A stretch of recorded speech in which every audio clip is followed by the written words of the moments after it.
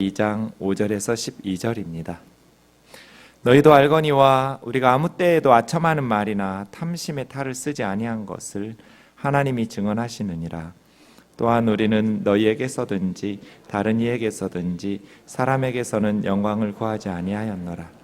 우리는 그리스도의 사도로서 마땅히 권위를 주장할 수 있으나 도리어 너희 가운데에서 유순한 자가 되어 유모가 자기 자녀를 기름과 같이 하였으니 우리가 이같이 너희를 사모하여 하나님의 복음뿐 아니라 우리의 목숨까지도 너희에게 주기를 기뻐함은 너희가 우리의 사랑하는 자 됨이라.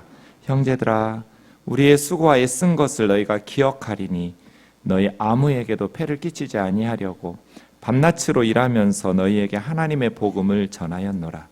우리가 너희 믿는 자들을 향하여 어떻게 거룩하고 옳고 흠없이 행하였는지에 대하여 너희가 증인이요 하나님도 그러하시도다.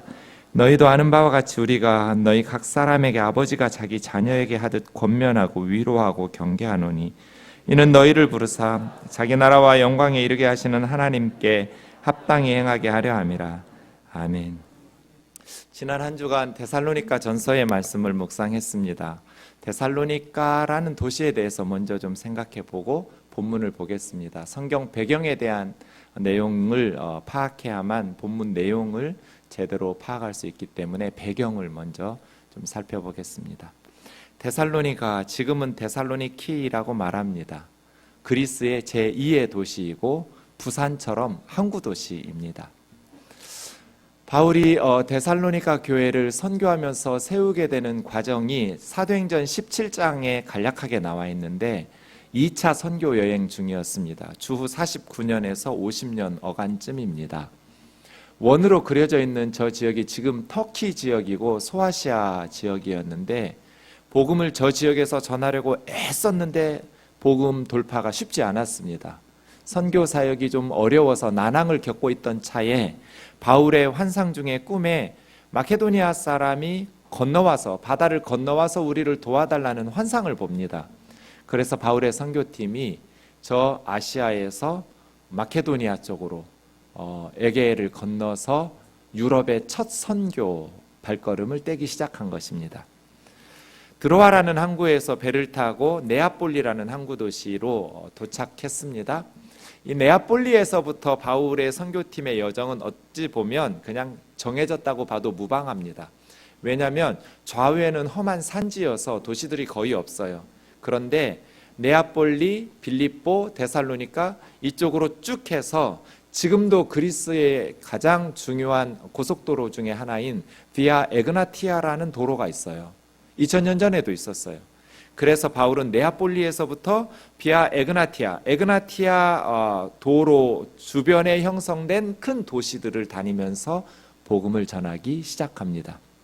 빌립보 교회를 개척하면서 많이 맞았습니다. 귀신 들린 여종을 고쳐주면서 그 주인이 귀신 들려서 여종이 점을 쳐가지고 돈을 많이 벌게 했는데 바울이 귀신을 쫓아내버리니까 더 이상 여종이 점을 치지 못해서 자기 이익이 끊어져 버린 줄을 알고 빌립보의 그 여종의 주인이 바울을 고발하면서 바울은 벌거벗김 당하면서 신라와 함께 엄청 맞았습니다.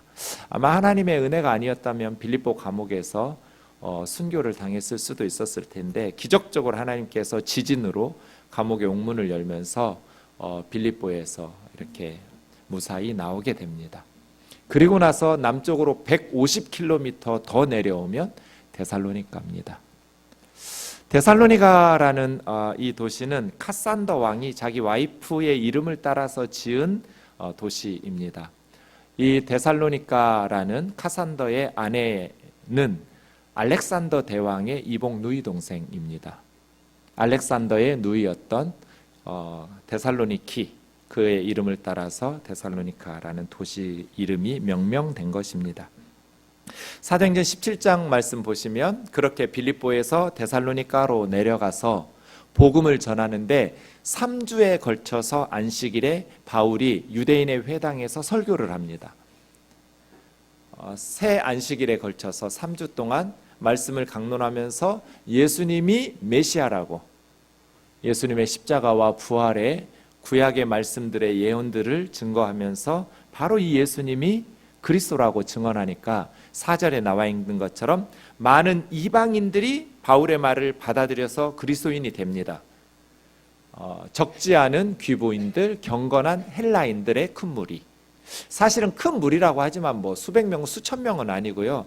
야손이라는 사람의 가정 예배 정도 수준이니까 기껏해야 몇십 명, 많아야. 하지만 적지 않은 무리들이 바울의 복음을 받아들이면서 데살로니가 교회가 시작됩니다. 그런데 유대인들은 바울의 복음을 거부하면서 시기 질투만 할 뿐 아니라 저작거리에 불량한 사람들을 동원해서 바울의 선교팀을 죽이겠다고 찾아다닙니다. 이 저작거리에 불량한 사람들을 요즘은 깍두기라고 부릅니다. 깡패들을 동원해서 선교사들 죽이겠다고 유대인들이 쫓아다니는 거예요. 그래서 야손이라는 사람의 집에서 바울이 예배를 드리고 말씀 사역을 하고 있었는데, 야손이라는 집에 들어닥쳤는데 바울의 선교팀이 피신해서 없었어요. 체포되지 못하고 온 성을 소동하면서 천하를 어지럽히던 사람들이 우리 데살로니가까지 와가지고 가이사 황제 외에, 카이사르 외에 무슨 다른 임금, 예수인가 뭔가 하는 그런 임금을 전파하고 있다 하니까 데살로니가 사람들이 다 듣고 일어나서 죽여야 된다 하면서 소동이 일어납니다. 야손과 나머지 몇몇 형제들이 이제 뭐 어떤 불법적인 것들은 없을 테니까요, 종교상의 문제였다라는 것을 확인하고 보석금을 받고 풀어주고, 더 이상 바울의 선교팀이 데살로니가에서 사역을 지속하는 것은 본인들 선교사뿐 아니라 성도들에게도 매우 위험한 일이기 때문에 밤에 바울과 실라를 베레아로 내보내게 됩니다. 그래서 데살로니가 하면 충분히 말씀 양육을 하지 못하고 떠나온, 한밤중에 자신과 성도들의 안전을 위해서 떠날 수밖에 없었던 바울의 평생에 잊을 수 없는 밤이에요. 생각하면 너무 가슴 아픈, 마치 젖먹이 아이를, 젖도 떼지 않은 아이를 어쩔 수 없이 띄어놓아야 되는 어미심정 같은. 바울이 데살로니가에서 사역한 게 길어야 2, 3개월이에요. 짧으면 3주, 4주, 한 달 정도. 아직 젖도 못된 교회예요. 이제 말씀 전하고 교회 세워지고 충분히 영적인 양육과 돌봄이 필요한 교회였는데, 바울은 어쩔 수 없이 유대인들이 일어나가지고 저작거리에 불량한 사람들을 동원해서 선교사들 죽이겠다고 쫓아다니는 바람에 서남쪽으로 75km 밑으로 더 내려온 베레아라는 도시로 피할 수밖에 없었어요. 그런데 놀라운 것은 차로 60km로 달려도 1시간 이상 달려야 되는 75km 떨어진 이 베레아까지 데살로니가의 이 조폭들이 쫓아왔어요. 이 선교사들 죽이겠다고. 자기 도시에서 떠나고 베레아라는 도시로 갔다라는 것을 알면서도 거기까지 쫓아가서 바울의 선교팀들을 죽이겠다. 그래서 바울은 베레아에서도 사역을 오래 하지 못하고 아테네로 옮겼다가 거기서 말씀 전하고 아예 마게도니아를 떠나서 아가야 주로 옮기면서 고린도에서 말씀 사역을 안정적으로 할 수 있었어요. 고린도에서는 1년 6개월간 2차 선교 여행 때 가장 오랫동안 있었던 곳이 고린도예요. 이 고린도에서 데살로니가에 편지를 썼어요. 그 편지가 데살로니가 전서인데 49년에서 50년 경이니까 신약 성경 27권 중에 가장 먼저 쓰인 성경이 데살로니가 전서예요. 최초의 신약 성경이죠. 여러분 한 주 동안 데살로니가 전서를 묵상하면서 또 다음 주 데살로니가 후서까지 묵상하실 텐데요, 어떤 느낌을 받으셨나요? 데살로니가서 하면 어떤 생각으로 머리에 남아 있으세요? 저는 안타까움과 고마움이에요. 아직 젖도 떼지 못한 아이들을 떼어놓고 야반도주 했단 말이에요. 그러니 바울은 고린도에서 많은 눈물을 흘려요. 데살로니가 성도들 아직 젖도 띄지 못했는데 너무나 걱정하면서 데살로니가 성도들에 대한 염려 때문에 안절부절하지 못하는 모습을 볼 수 있어요. 바울과 같이 위대한 사도가 눈 하나 깜짝 안 하고 초연한 것이 아니라 성도들 때문에 걱정, 근심을 땅이 꺼지도록 해요. 그리고 안절부절하지 못하면서 눈물을 흘리면서 날마다 하나님 앞에 부르짖어요. 진정한 위대함이라는 것은 눈 하나 깜짝 안 하는 게 아니고 한 영혼 때문에 안절부절하지 못하는 안타까움, 그 영혼에 대한 사랑, 그런 것이 사실은 진정한 위대한 것이죠. 나중에 이제 데살로니가에서 소식이 왔어요. 왜 드라마나 영화 보면 어렸을 때 어쩔 수 없이 떼어놓을 수밖에 없었던 자녀가 한참 후에 너무나 잘 자랐다가 몇십 년 만에 부모를 만나면 부모가 그 아이에게 말하잖아요. 잘 자라줘서 고맙다고. 이 데살로니가 교회가 그래요. 그래서 안타까움과 고마움이에요. 데살로니가전서 1장 6, 7절 말씀해 보시면 많은 환난 가운데 선교사들 죽이겠다고 베레아까지 쫓아오는 사람들이니까요. 남아있는 교회를 얼마나 괴롭히겠어요. 그런데도 데살로니가 교회 성도들은 많은 환난 가운데서도 억지로가 아니라 아주 성령께서 주시는 기쁨으로 하나님의 말씀을 받아서 선교사들과 예수님을 본받는 교회가 됐어요. 그래서 마케도니아와 아가야 지역의 여러 교회들, 빌립보 교회, 고린도 교회, 베레아 교회, 여러 교회들의 본이 될 만큼 데살로니가 교회는 참 성숙한 교회로, 모범적인 교회로 성장한 거예요. 아직 충분히 영적인 양육을 베풀지도 못했는데 기껏해야 2, 3개월 아주 짧은 기간 선교사들로부터 말씀을 배웠는데 어쩔 수 없이 선교사들이 밤에 떠나올 수밖에 없었음에도 불구하고 자기들끼리 주신 말씀을 붙잡고 너무너무 성숙한 그리스도인으로 자라나는 교회가 된 거예요. 그래서 바울은 고마워해요. 그냥 데살로니가 교회가 참 좋은 교회라고 말하는 게 아니고 구체적으로 그 교회가 좋은 교회인지 아닌지 3가지 테스트 시험지가 있어요. 3절에 보시면 믿음, 사랑, 소망이에요. 여러분 개인적으로 한번 생각해 보세요. 내 믿음이 어떠한지를 평가해 보시려면 믿음, 사랑, 소망을 테스트해 보시면 돼요. 데살로니가 교회는 믿음과 사랑과 소망에 있어서 합격점을 받았기 때문에 본이 되는 교회였어요. 그런데 각각의 신앙에 한 가지 수식어를 붙여놨어요. 믿음에 대한 수식어는 뭐예요? 역사, 워크에 워크, 일한다. 믿음의 일. 믿음이라는 것은 그냥 말로 믿습니다, 믿습니다 하는 게 아니에요. 행동하는 양심처럼 행동하는 믿음이에요. 믿음이 있으니까 일하는 거예요. 복음을 위해서 헌신하는 것이죠. 2번째, 사랑하고 가장 어울리는 단어는 뭐예요? 뜨거운 감정이 아니에요. 선물도 아니에요. 사랑에게 가장 어울리는 수식어는 수고예요. 사랑이라는 것이 참 속기가 쉬워요. 마음은 진심이니까 가짜 사랑을 하면서도 자기가 사랑하고 있다고 착각해요. 진짜 사랑은 수고가 있어야 돼요. 사랑하는 사람을 위해서 희생하는 헌신이 있어야 돼요. 여러분 예수님 사랑하세요? 그러면 예수님을 위해서 어떤 수고를 하고 계시나요? 아내를 사랑하세요? 아내를 위해서 어떤 수고를 하고 계세요? 남편을 위해서, 부모님을 위해서, 자녀들을 위해서. 교회를 사랑하시나요? 교회를 위해서 어떤 수고를 하고 계시나요? 마음은 진심인데 수고가 없다면 그건 가짜예요.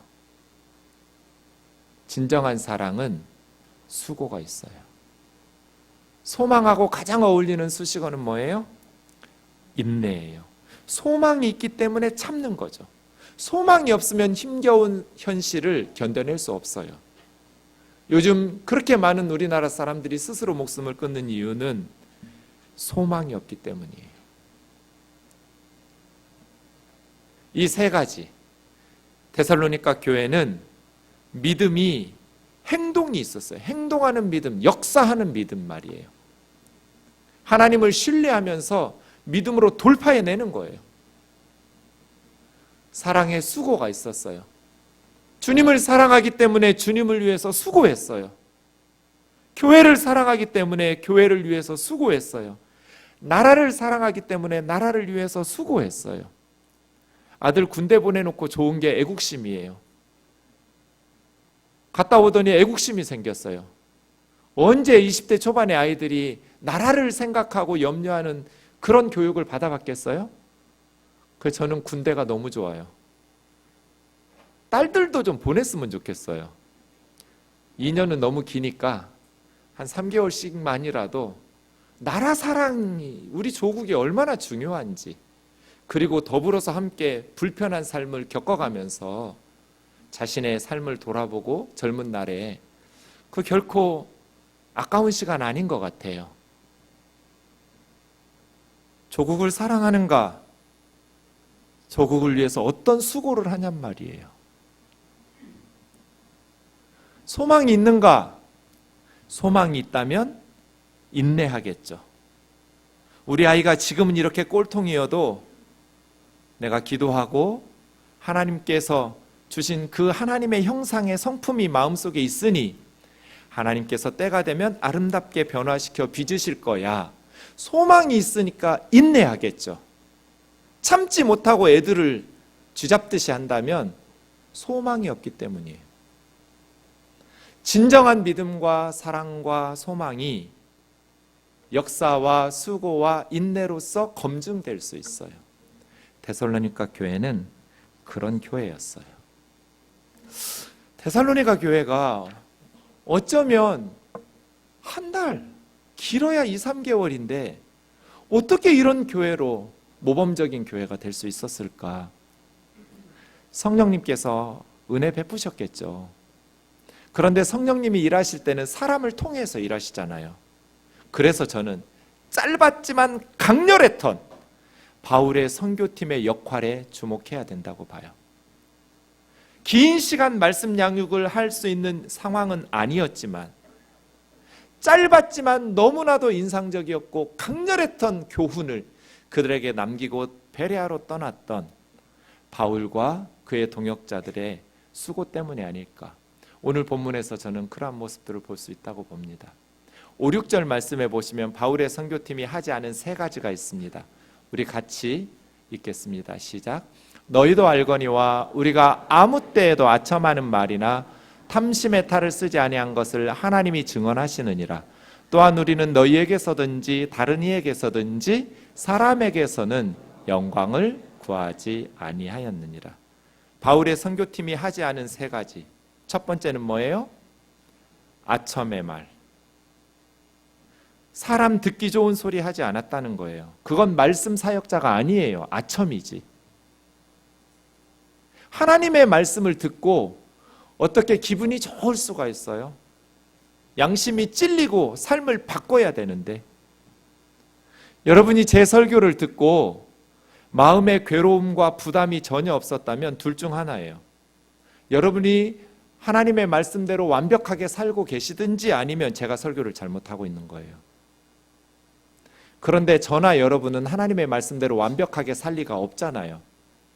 그래서 제가 하나님의 말씀을 제대로 전하고 있다면 반드시 여러분은 괴로워야 돼요. 때로는 위로도 받고 격려도 받지만 때로는 말씀하고 부딪히면서 좀 힘들어야 돼요. 아프고 좀 거부하고 싶고 피하고 싶고, 그런데 자꾸 목사님은 말씀의 거울 앞에 나를 세우고 나의 죄를 직면하게 하고 그래서 괴롭고, 그게 정상이에요.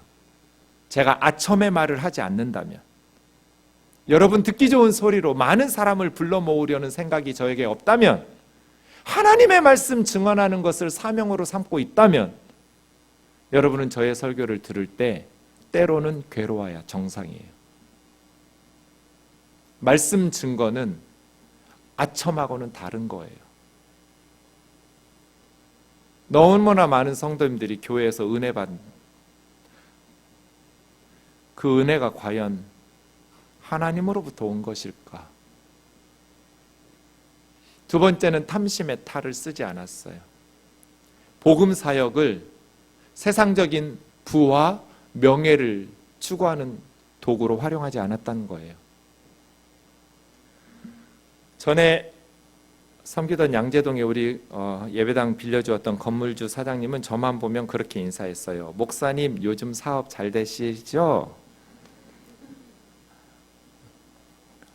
믿지 않는 세상 사람들은 목사를 사업하는 사람으로 알아요. 요즘 사업 잘 되시죠? 자기가 보니까 막 성도들이 늘어나고 북적북적하고, 그러니까 사업이 잘 된다고 생각한 거예요.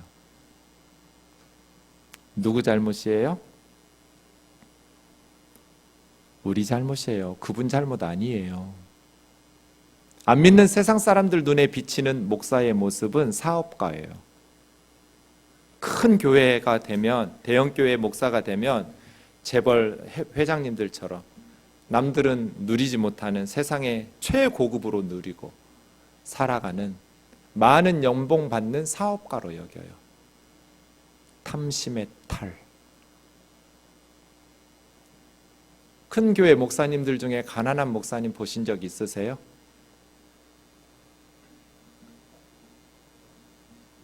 왜 그럴까요? 우리도 마찬가지겠죠. 교회가 아직 작으니까 그렇지, 좀 더 커지고 좀 더 재정이 여유 있어지면 제가 어떻게 변할지 몰라요. 이미 지금 변했는지도 몰라요. 탐심의 탈. 사람이 돈 앞에서 냉정하기는 너무나 힘든 일이에요. 세 번째는 사람의 영광. 나는 사람들의 칭찬과 영광을 추구하지 않았다. 그럼요, 밑에 있는 것이 4절 하반절이거든요. 오직 우리 마음을 감찰하시는 하나님을 기쁘시게 하려 합니다. 우리 마음을 꿰뚫어 보고 계시는 하나님 앞에 부끄러움 없이 아첨의 말이나 탐심의 탈이나 사람들에게 영광을 구하지 않고 하나님을 기쁘시게 하는 선교사가 되려고 힘썼다는 거잖아요. 저 모습이 있었기 때문에 데살로니가 성도들은 짧은 기간 말씀을 양육했지만 제대로 배운 거예요. 하나님의 말씀을 통해서 말이에요.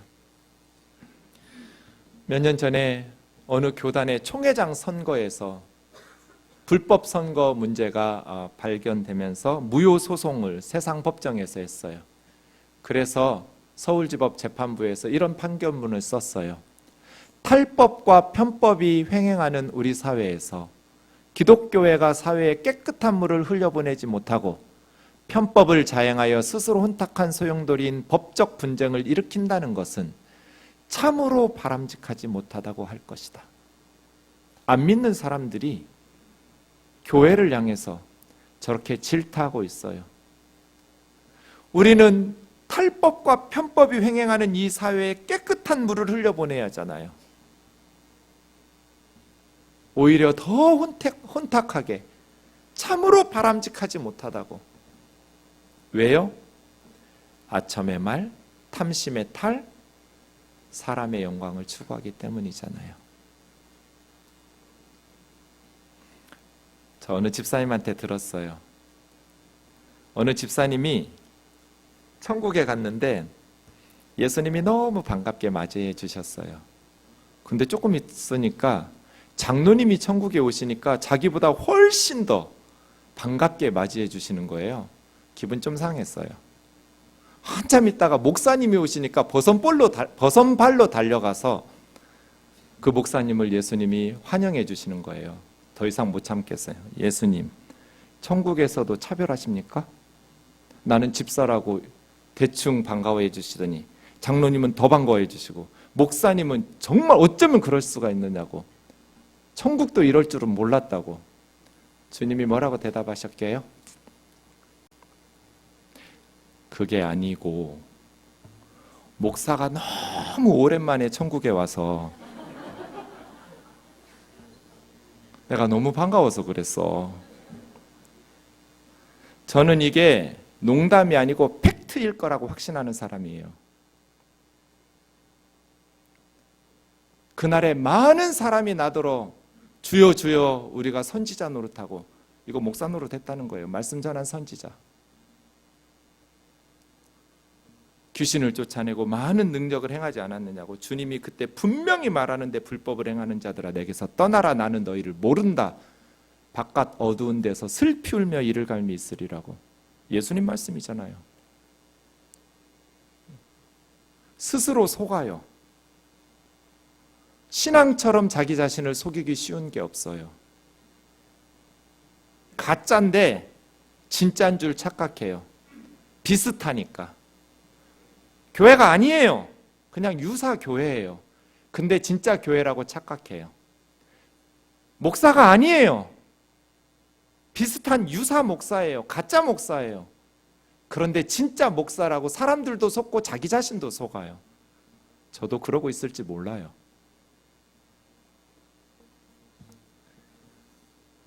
바울에게서 우리가 배워야 될 것 7, 8절 같이 읽겠습니다.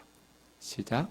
우리는 그리스도의 사도로서 마땅히 권리를 주장할 수 있으나 도리어 너희 가운데 유순한 자가 되어 유모가 자기 자녀를 기름과 같이 하였으니 우리가 이같이 너희를 사모하여 하나님의 복음뿐 아니라 우리의 목숨까지도 너희에게 주기를 기뻐함은 너희가 우리의 사랑하는 자가 됨이라.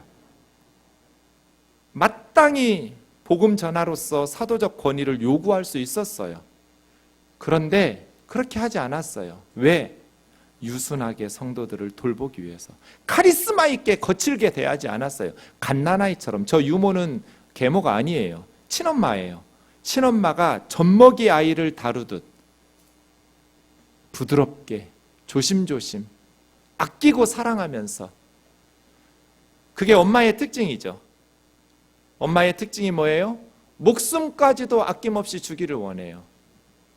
이게 엄마들이 병이에요.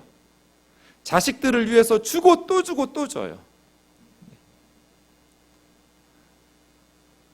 저는 어머니에게 거의 안 받거든요. 그래서 어머니는 저에게 돈을 못 줘요. 제가 너무 엄하게 거부하니까. 근데 우리 누이들은 거부해도 약하게 하나 봐요. 어머니 말씀 들어보면 늘 줘요. 주고 또 주고 또 주고 평생을 주고. 갈비뼈 3개가 부러졌어요. 농사 짓다가. 그래서 제가 못 짓게 다 정부에 땅을 넘기고 농사를 못 짓게 했더니 이제 빈 땅을 개간을 해요. 그래서 이것저것 막 심어요. 추수하면 본인은 쓰레기 버리기 아까운 것 그런 것만 드시고 좋은 건 다 자식들에게 보내요. 이게 엄마예요. 엄마. 바울이 엄마처럼 했다는 거예요. 하나님의 복음 전해서 잘 먹고 잘 사는 것이 아니라 내가 하나님의 복음만 준 것이 아니라 내 목숨도 아낌없이 성도들을 기쁘게 주기를 원했다. 왜? 너희가 우리의 사랑하는 자이기 때문에. 그렇게 사랑했다면 어찌 보면 바울이 데살로니가 와서 성도들의 인생이 꼬였어요. 많은 환란이 시작됐어요. 예수님을 듣기 전에는 그냥 자유롭게 편안하게 살았었는데 세상적으로 보면 바울의 선교팀의 복음을 받아들이고 많은 환란이 시작되었어요. 그럼에도 불구하고 바울을 원망할 수가 없었어요. 왜? 그들은 저런 바울의 모습을 보았기 때문이에요. 그런 사랑을 받았기 때문이에요. 예수님의 십자가의 사랑을 본받는 선교사들의 사랑을 경험했기 때문이에요. 야반 도주했다고 비난하고 버림당했다고 원망할 수가 없었어요. 어떻게 바울의 선교팀이 자기들과 살면서 살았는지를 보았기 때문에. 그래서 너희도 알거니와. 너희도 알거니와. 9절 10절이요. 그들은 어떻게 했어요? 같이요. 시작. 형제들아 우리의 수고와 애쓴 것을 너희 아무에게도 폐를 끼치지 아니하려고 밤낮으로 일하면서 너에게 하나님의 복음을 전하였노라. 우리가 너희 믿는 자들을 향하여 어떻게 거룩하고 옳고 흠없이 행하였는지에 대하여 너희가 증인이요 하나님도 그러하시도다. 이것을 기억했을 거예요. 데살로니가 성도들은. 수고, 이 수고라는 코피하라는 말은 정말 코피나게 고생하는 육체 노동이에요. 애쓰다라는 것은 모기스라는 말은 겨우 가까스로 힘겹게 정말 힘들고 애쓴 거예요. 밤낮으로 일했어요. 빌립보에서 엄청 두드러 맞고 성한 몸 아니었어요. 그렇게 걸어서 150km를 내려와서 데살로니가에서 복음을 전하는데 밤낮으로 일하면서, 유대인들은 학자에게도 기술을 가르친대요. 먹고 살 수 있도록. 바울은 짐승 가죽을 세공하고 염색하여 만드는 천막 만드는 사람, 천막 기술자예요. 텐트 메이커. 아마 데살로니가 같은 큰 도시, 항구 도시니까 무역이나 이런 것들이 활발해서 경제가 발전해서 일자리 구하기는 어렵지 않았을 거예요. 밤낮으로 일하면서 쉬는 시간에도 쉬지 못하고 복음 전하고 말씀 가르친 짧은 몇 달. 그 사랑을 기억하기 때문에 데살로니가 성도들은 바울의 선교팀을 원망하거나 자기들을 버렸다고 생각하지를 못했어요. 너희 믿는 자들을 향해서 우리가 어떻게 거룩하고 옳고 흠이 없이 행해야 했는지, 바울의 선교팀은 어떤 성도들에게도 거리낌이 없었어요. 항상 올바르게 대했어요. 거룩하게 대했고 흠 없이 대했어요. 어떤 성도에게도 죄책감이 들지 않았어요. 이용해 먹으려고 한 적이 없어요. 직접 자기가 수고하면서 코피아오, 밤낮으로 애쓰면서 선교비와 사역비를 벌어가면서 자비량 선교 사역을 한 거예요. 그래서예요. 데살로니가 성도들은 바울의 선교팀과 주 예수 그리스도를 본받는 자로 자라나기 시작했어요. 예수님의 십자가에서 본 게 뭐예요? 너 살리기 위해서 나 죽는다잖아요. 바울의 선교팀에게서 본 게 뭐예요? 너희들 살리기 위해서 우리는 목숨 건다 했잖아요. 그래서 그 모습 그대로 본받으면서 성도들이 살아가기 시작한 것이죠. 고린도전서 9장 14절 15절에 보면 바울이 이렇게 고백해요. 주님께서 복음 전하는 자들에게, 복음을 받는 사람들에게 혜택을 받아서, 도움을 받아서 사는 건 마땅하다고. 예수님도 복음 전파자들은 그 복음 전하는 사역을 하면서 성도들과 교회로부터 후원을 받아서 살 수 있도록 말씀하셨지만, 나 바울은 그런 복음 전하는 자의 권리를 하나도 쓴 적이 없다. 지금도 이런 말을 쓰는 이유는 나한테 달라는 말이 아니다. 내가 차라리 죽을지언정 내가 자랑스러워하는 자비량 선교에 그 자랑을 헛된 대로 누구도 비난하고 돌리지 못하도록. 후원하는 거 안 받은 거 아니에요. 빌립보 교회에서 후원하고 이런 것들을 받았죠. 선교 후원금 받았어요. 후원금을 받은 만큼 일하는 시간 줄여서 더 복음 전했겠죠. 더 말씀 사역 힘썼을 거예요.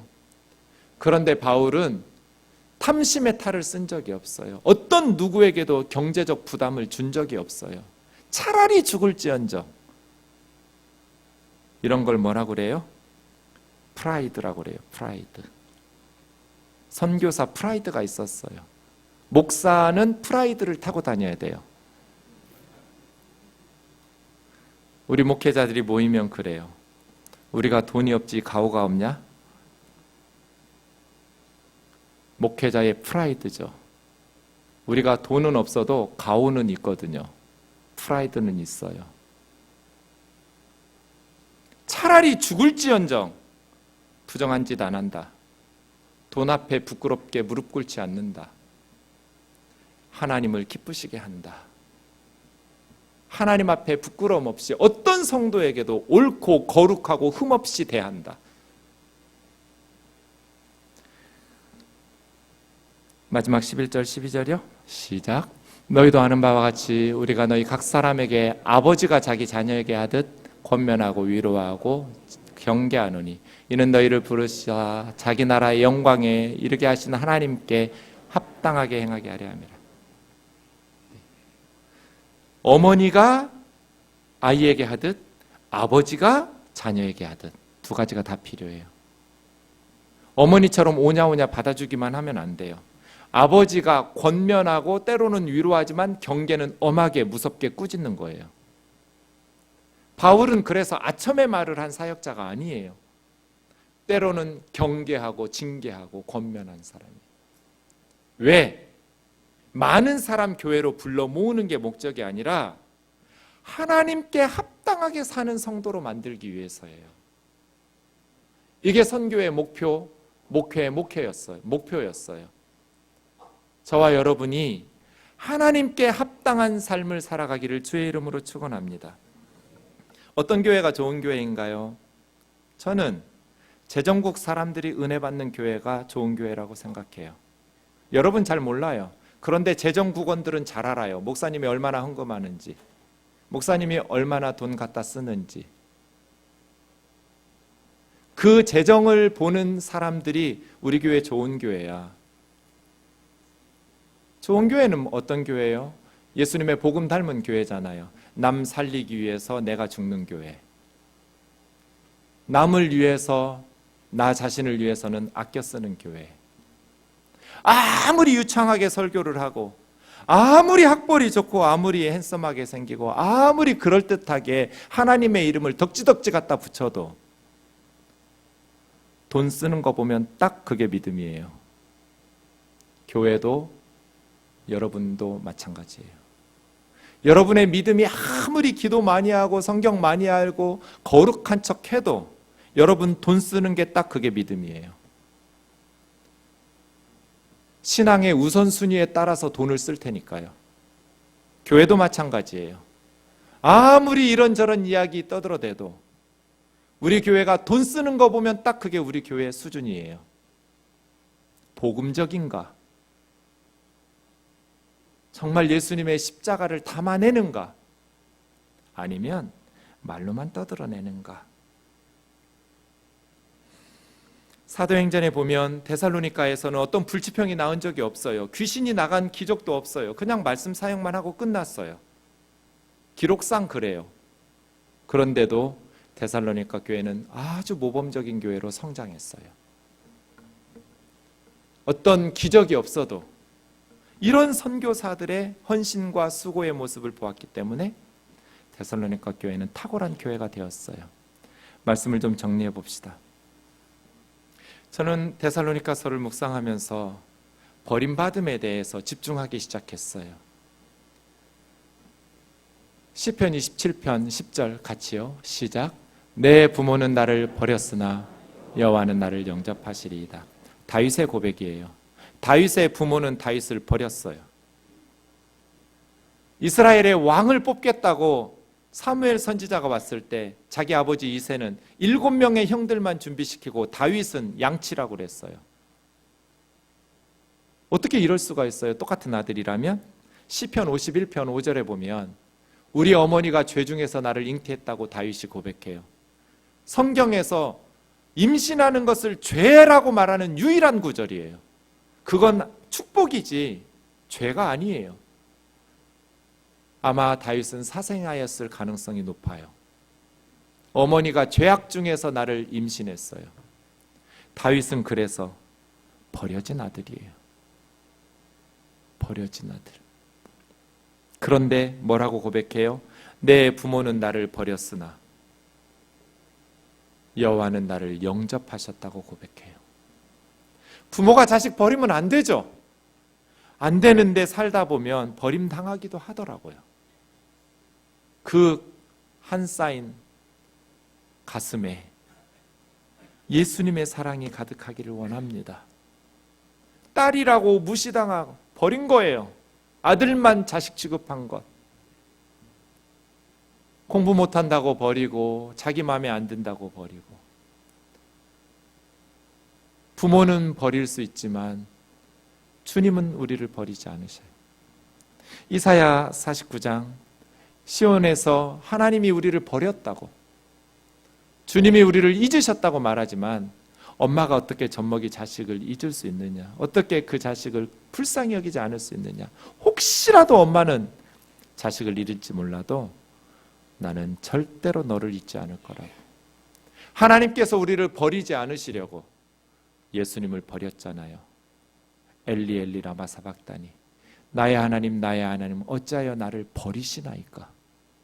하나님이 우리를 외면치 않으시고 죄인인 우리들을 버리지 않으시려고 하나님은 자기 아들 예수 그리스도를 십자가에 벌거벗고 죽이셨잖아요. 우리를 버리지 않으시려고 자기 아들을 버리셨잖아요. 그게 기독교잖아요. 그 예수님의 사랑을 경험한 하나님의 백성들이 어떻게 살아야 될까요?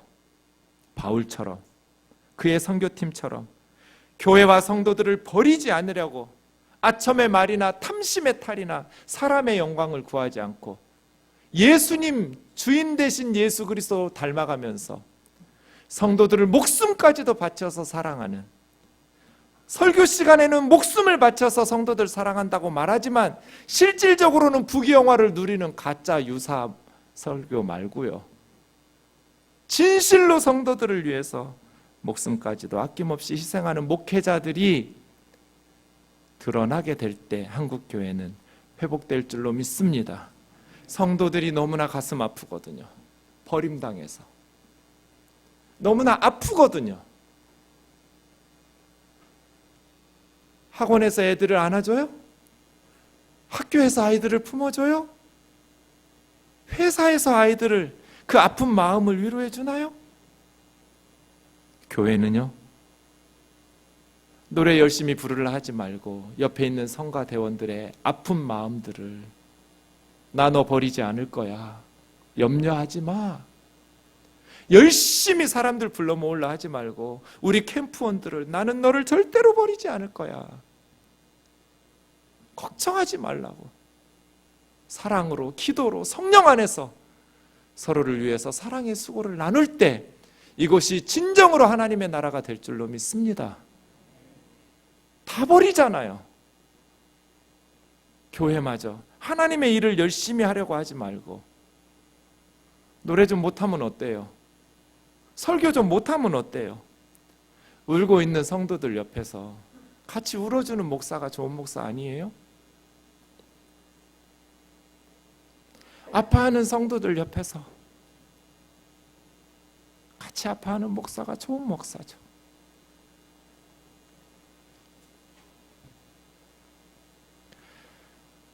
하나님은 우리를 안 버리려고 자기 아들 버렸잖아요.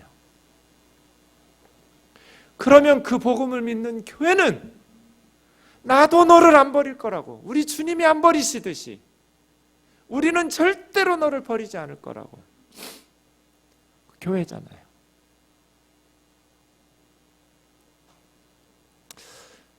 정태기 교수님 강의 들어보면 거창고등학교 졸업한 한 남자 얘기 나옵니다. 경상도 남자입니다. 아주 똑똑하게 공부 잘했습니다. 연세대학교에 합격했습니다. 신촌에 하숙집을 얻었는데 너무나 똑똑하고 착하니까 하숙집 주인이 사위를 삼았어요. 자기 딸은 서울대학을 나왔어요. 근데 이 남자가 삼성에 취직했어요. 삼성에 취직한 이 똑똑한 젊은 남자는 젊었을 때 열심히 인정을 받아야 하기 때문에 새벽 6시 반까지 출근을 해요, 회사에. 그리고 밤 11시 반에 집에 들어와요.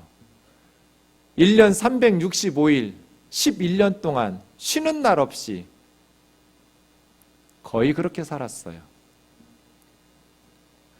여보 얘기 좀 해. 아들 둘 있는데 우리도 좀 여행 좀 가. 나 바빠. 아내가 점점 병이 들어요. 그래서 몸이 이상해서 병원에 갔더니 말기암이에요. 불치병이에요. 불가능한 병이에요. 남편이 충격을 받았어요. 결혼 11년 만에 5시 반에 퇴근하고 바로 집에 신촌에 오니까 7시.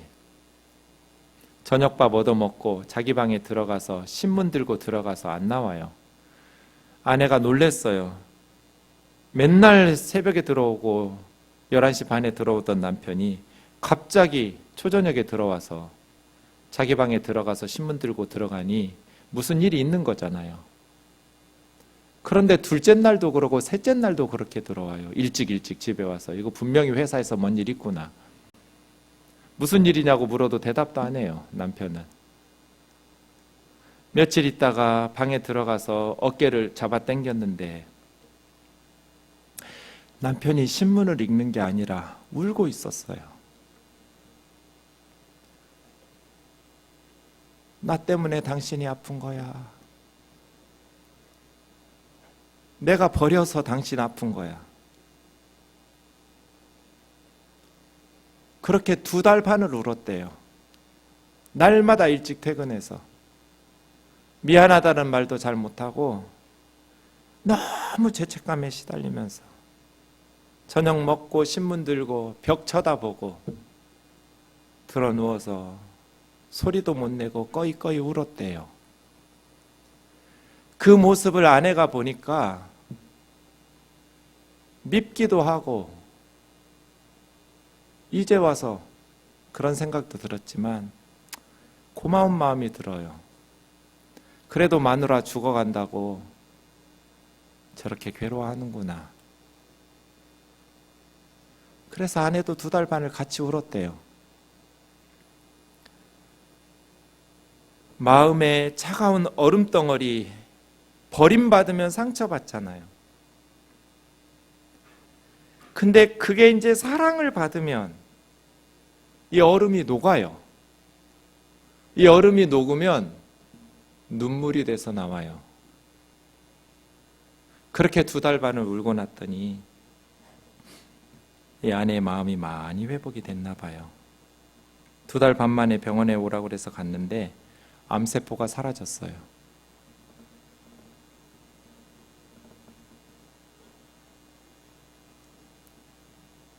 아이들이 왜 아파요? 버림받으니까. 공부 못한다고 버리고, 말 안 듣는다고 버리고, 교회 와도 헌금 많이 안 난다고 무시하고, 세상의 주의 별로 내세울 것 없으면 다 버림받아요.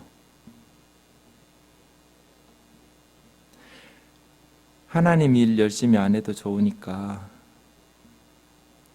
옆에 있는 사람 좀 버리지 마세요. 그럴 거면 뭐하러 교회 나오라고 그랬어요? 관심도 없는데. 하나님 일하는 사역의 도구예요? 그럴 거면 뭐하러 자식을 낳았어요? 버릴 거면 뭐하러 낳았어요? 결혼은 뭐하러 했어요? 자기 만족을 위해서 지 맘대로 살 거면 혼자 살지. 뭐하러 결혼하고 자식은 낳았어요? 예수 믿는 사람들은 절대로 우리에게 붙여준 사람들을 버릴 수 없어요. 예수님이 우리를 버리지 않으시기 위해서 십자가에 죽으셨으니까. 찬양하고 기도하겠습니다.